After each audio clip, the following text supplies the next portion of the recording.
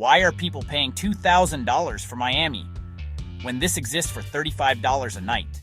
Miami for $2,000 or an island bungalow for $35.